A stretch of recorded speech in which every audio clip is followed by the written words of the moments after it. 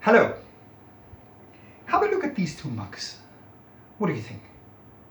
Well, they're both mugs, of course, but I think most of us would prefer to use this one.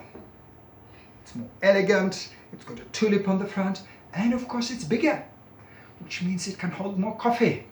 And we're teachers, we need it. Now, I would like to suggest that what is true of mugs is also true of vocabulary activities. Some activities are simply better than others. So let me explain what I mean. Imagine you've been teaching your students vocabulary related to a particular semantic field, like work or education or health, perhaps. And you want them to activate this vocabulary. So you tell them, okay, I want you to write 1 or 2 paragraphs, and I want you to use 6 or 7 of these words and phrases. Now, this task is fine, of course, but it's not particularly interesting, is it?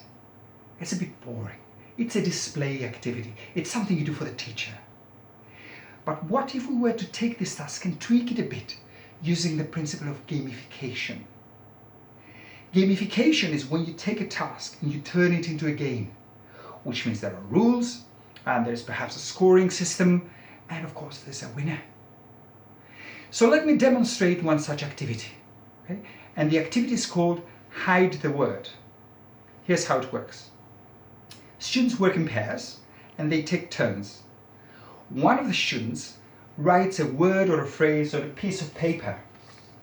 They keep it to themselves. It has to be a difficult word or phrase. And then they have to produce a monologue. They have to talk for about 20 or 30 seconds, and they have to use this word or phrase at least once in what they're saying. The role of the second student is to listen carefully, okay? And they have to write down all the difficult words and phrases that they hear. And at the end, they have to try to guess the word or phrase that the other person has been trying to hide. And they have 3 guesses. Okay? So let me demonstrate. You're going to be student B. Are you ready? Here goes. A terrible accident happened recently near where I live. There was a head-on collision between a car and a truck. And there were a number of casualties. 2 people died on the spot, and another 3 sustained serious injuries.